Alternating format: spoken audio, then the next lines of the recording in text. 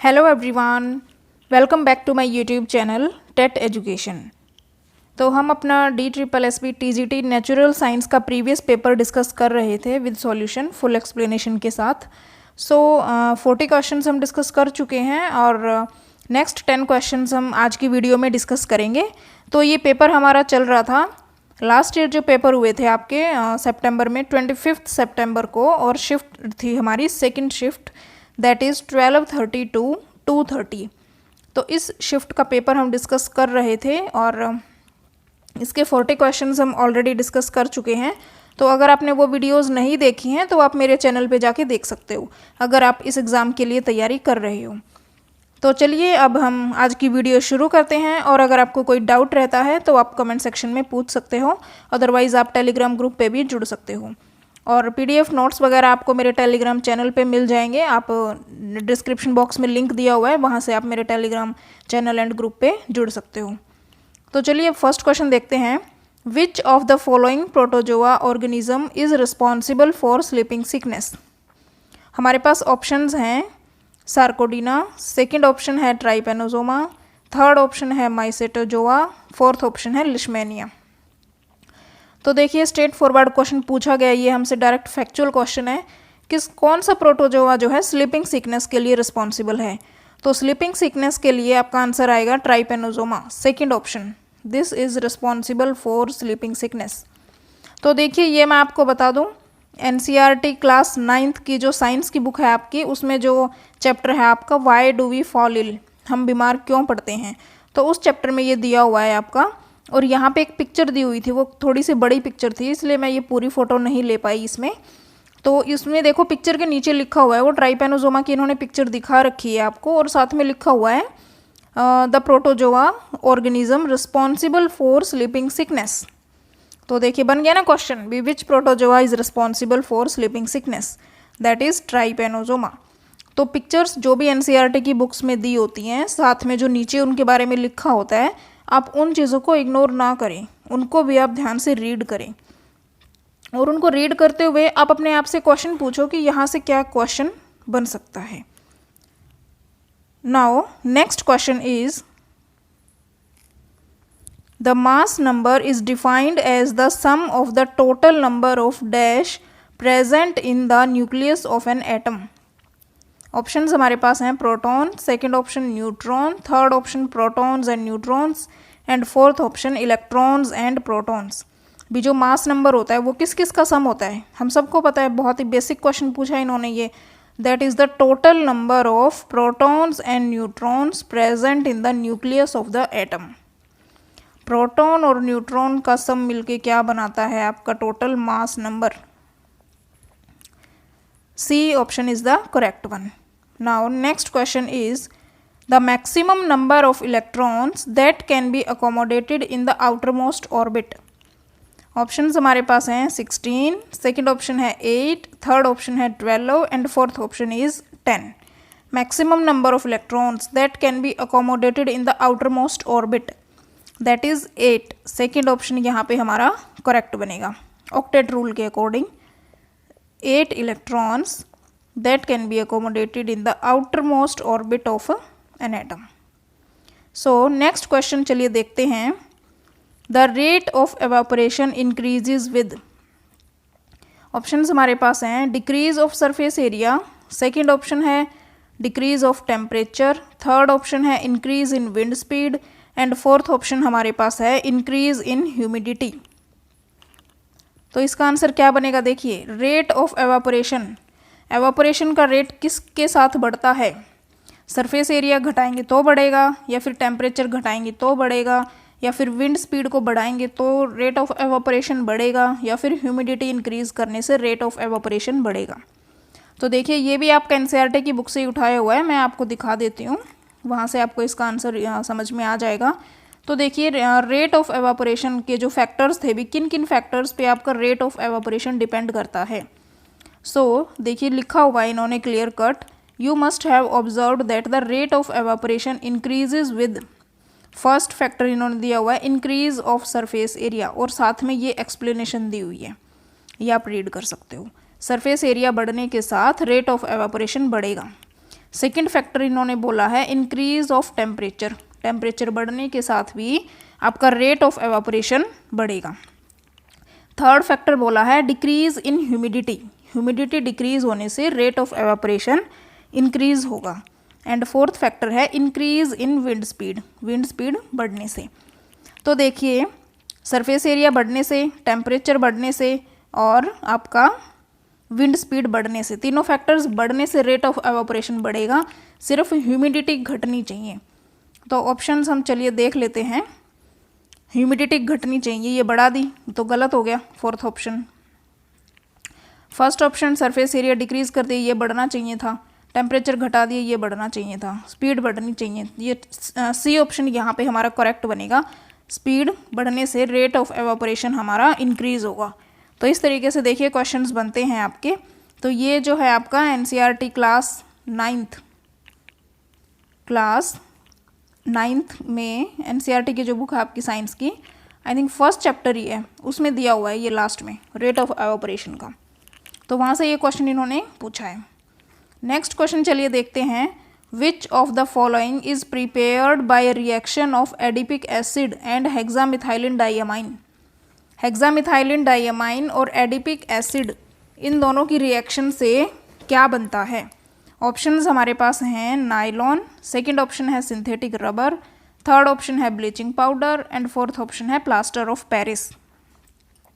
तो देखिए ये आपका जो है क्लास 12th से पूछा गया है। 12th क्लास की एनसीईआरटी में जो चैप्टर आपका पॉलीमर्स नाम से दिया हुआ है एक, तो वहाँ से इन्होंने ये क्वेश्चन बनाया है। तो देखिए ज़्यादा टफ क्वेश्चन ये नहीं बनाया है। अगर मोटा मोटा भी आप एनसीईआरटी रीड कर लोगे 11th और 12th क्लास की, तो ये क्वेश्चंस आपके बन जाएंगे। तो क्लास 12th से ये क्वेश्चन पूछा है, ये मैंने देखिए दिखा रखा है आपको।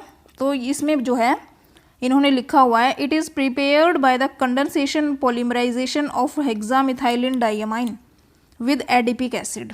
हेक्सामिथाइलिन डाइअमाइन की एडिपिक एसिड के साथ रिएक्शन होने पे क्या बनेगा? नायलॉन बनेगा। और ज़्यादा डेप्थ में आपको देखना है तो नायलॉन 6 बनता है। तो यहाँ पे हमारा फर्स्ट ऑप्शन करेक्ट होगा, नायलॉन बनता है। साथ में अगर यहीं से एक और क्वेश्चन बन सकता था, मैं आपको बता दूं, it is obtained by heating caprolactam with water at high temperature. Caprolactam को हीट करने पे जो है हमारे पास नायलॉन 6 बनता है, ओनली नायलॉन 6। यहाँ पे बात हो रही थी नायलॉन 6 की। तो नायलॉन, इन्होंने नायलॉन 6 या नायलॉन 6 नहीं दिया हुआ, तो हम सिंपल नायलॉन के साथ यहाँ पे चले जाएंगे। बेटर आप दोनों याद रखना, कैप्रोलैक्टम अगर वर्ड आ गया तो वहाँ पे नायलॉन 6, अदरवाइज आपका hexamethylene diamine with adipic acid, तो क्या बनेगा? नायलॉन 6। नेक्स्ट क्वेश्चन आपका है with increase in temperature the dash of the particles of matter also increase. Options हैं स्टैटिक एनर्जी, सेकंड ऑप्शन है वेट, थर्ड ऑप्शन है kinetic energy and fourth option है मास। भी टेम्परेचर बढ़ने के साथ किसी भी मैटर के पार्टिकल्स का क्या बढ़ेगा? तो उनकी काइनेटिक एनर्जी बढ़ेगी। सी ऑप्शन यहाँ पे हमारा करेक्ट हो जाएगा। काइनेटिक एनर्जी बढ़ेगी टेम्परेचर बढ़ने के साथ। उन पार्टिकल्स की, कोई भी मैटर है हमारे पास, सपोज गैसेस हैं, तो गैसेस के जो पार्टिकल्स होंगे, अगर उसका टेम्परेचर हम इंक्रीज़ करते हैं तो जो पार्टिकल्स होंगे गैसेस के, उनकी जो है काइनेटिक एनर्जी वो भी क्या हो जाएगी? इंक्रीज़ हो जाएगी। नेक्स्ट क्वेश्चन चलिए देखते हैं। Which of the following definition of latent heat of fusion is correct? Simple latent heat of fusion की डेफिनेशन पूछी है इन्होंने, देखिए। तो फर्स्ट ऑप्शन है the amount of heat energy that is required to change 1 kg of solid into liquid at atmospheric pressure at its melting point is known as the latent heat of fusion. Second option है the amount of heat energy that is required to change 10 kg of solid into liquid at atmospheric pressure at its melting point is known as latent heat of fusion. Third option आपका है the amount of heat energy that is required to change 1 kg of a gas into liquid at atmospheric pressure at its melting point is known as latent heat of fusion. या फिर the amount of heat energy that is required to change any amount of solid into liquid at atmospheric pressure at melting point is known as latent heat of fusion. तो देखिए common चीज़ें दी हुई हैं बहुत सारी, सिर्फ एक चीज़ को वेरी करा है इन्होंने, सॉलिड से लिक्विड में कितनी अमाउंट को आप चेंज करोगे। इसमें बोला है 1 किलो अमाउंट को, इसमें बोला है 10 किलो, इसमें बोला है 1 किलो गैस को लिक्विड में चेंज करोगे, और इसमें बोला है एनी अमाउंट। तो करेक्ट इसकी डेफिनेशन बनेगी 1 किलो सॉलिड को लिक्विड में चेंज करने पे कितनी जो हीट एनर्जी है वो चाहिए हमें, that is called the latent heat of fusion. Solid से लिक्विड में चेंज कराना है हमें, 1 किलो अमाउंट होनी चाहिए। तो फर्स्ट ऑप्शन यहाँ पे हमारा करेक्ट बनेगा। और ये आपका कहीं से नहीं पूछा गया, ये आपकी क्लास 9th की एनसीईआरटी से पूछा गया है, जो लास्ट में समरी करके दिया होता है ना बॉक्स में, समरी लिखी होती है, वहाँ से ये क्वेश्चन इन्होंने उठाया है। तो देखिए बिल्कुल इजी क्वेश्चन था, और कितना कंफ्यूजिंग इन्होंने बना दिया कि 1 kg गैस से लिक्विड आएगा, या फिर एनी अमाउंट आएगा, या फिर 10 kg आएगा, क्या आएगा, है ना। तो आप समझ रहे हो क्वेश्चंस कैसे कैसे पूछे जा रहे हैं। तो यहाँ पे हमारा फर्स्ट ऑप्शन करेक्ट हो जाएगा। नेक्स्ट क्वेश्चन हमारा है, which kind of drugs use divinyl ether and cyclopropane. Options हमारे पास हैं anaesthetic, second option analgesic, third option antibiotic, and fourth option antacid. किस टाइप की ड्रग्स में जो है डाइविनाइल ईथर और साइक्लोप्रोपेन यूज़ होता है। तो इसका आंसर बनेगा हमारे पास first option anaesthetic, first option बनेगा एनास्थेटिक। ये आप याद रखना, डायरेक्ट फैक्चुअल क्वेश्चन पूछा इन्होंने ये। आई थिंक ये 12th क्लास के एनसीईआरटी में आपको मिल जाएगा, केमिस्ट्री इन एवरीडे लाइफ वाले चैप्टर में। उसमें ये एनाल्जेसिक, एंटीबायोटिक, एंटासिड सबके बारे में दिया हुआ है, तो आप वो चैप्टर भी ज़रूर रीड कर लें अगर आप इस एग्ज़ाम की तैयारी कर रहे हैं तो। नेक्स्ट क्वेश्चन आपका है, एन आइसोटोप ऑफ, एन आएगा सॉरी यहाँ पे, N isotope of dash is used in the treatment of cancer. Options हमारे पास हैं आयोडीन, यूरेनियम, कोबाल्ट, या फिर क्लोरीन। किसका आइसोटोप जो है कैंसर के ट्रीटमेंट में यूज़ होता है। तो बिल्कुल क्लियर कट लिखा हुआ है आपका एनसीईआरटी की बुक में, N isotope of cobalt is used in the treatment of cancer. तो सी ऑप्शन यहाँ पे हमारा करेक्ट बनेगा। N isotope of cobalt is used in treatment of cancer. यहाँ पे ये क्वेश्चन भी देखो बना सकता था, यूरेनियम का आइसोटोप किस में यूज़ होगा, एज अ फ्यूल यूज़ होगा in nuclear reactors. And iodine का आइसोटोप किस में यूज़ होगा, गोइटर के ट्रीटमेंट में। तो देखिए ये बेसिक बेसिक चीज़ें थी, तो आप इन सब चीज़ों को अच्छे से रीड करें। नेक्स्ट क्वेश्चन चलिए देखते हैं, which of the following is not included in the 5 hours to save the environment. हम सब ने पढ़े हैं ना 5 hours to save the environment, reduce, reuse, refuse, recycle. तो हमारे पास ऑप्शंस हैं रीयूज़, रिड्यूस, रिप्रोड्यूस, या फिर रिफ्यूज़। इनमें से कौन सा एक आर नहीं है टू सेव द एनवायरमेंट। तो यहाँ पे हमारे पास आंसर बनेगा that is reproduce. Third option यहाँ पे हमारा गलत बनेगा। देखिए ये आपका दिया हुआ है क्लास 10th की ही जो आपका चैप्टर है साइंस का, मैनेजमेंट ऑफ नेचुरल रिसोर्सेज, उसकी समरी में दी हुई है ये लाइन कि we can reduce pressure on environment by sincerely applying the maxim of refuse, reduce, reuse, repurpose, या फिर रिसाइकल। पांचों हो गए ना। तो इसमें हमें कहीं रिप्रोड्यूस दिखा नहीं दिखा, तो रिप्रोड्यूस यहाँ पे हमारा गलत आंसर बन जाएगा। तो इस तरीके से आपको चीज़ें अच्छे से एनालाइज करते हुए बुक्स को पढ़ना है आपको। आई होप आपको समझ आ गया होगा धीरे धीरे कि कैसे आपको एनसीईआरटी की बुक्स रीड करनी चाहिए, बिकॉज बहुत से बच्चों के डाउट रहते हैं और मुझे भी कमेंट्स आए थे कि एनसीईआरटी की बुक्स को कैसे रीड करें। तो आई होप आपको ये समझ आ रहा होगा धीरे धीरे।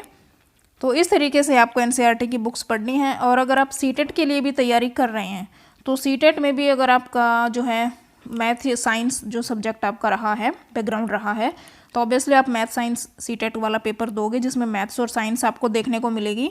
तो उसमें भी आपकी जो साइंस के क्वेश्चंस पूछे जाते हैं वो 6th, 7th और 8th क्लास की एनसीईआरटी से ही पूछे जाते हैं। उससे बाहर वो सिंगल क्वेश्चन भी नहीं जाने देते। तो उस एग्ज़ाम के लिए भी जो है आपको एनसीईआरटीज़ ऐसे ही रीड करनी है जैसे मैं आपको डिस्कस करवा रही हूँ, ऐसे ही क्वेश्चंस बनेंगे। तो ये था आज की वीडियो में हमारे 10 क्वेश्चंस।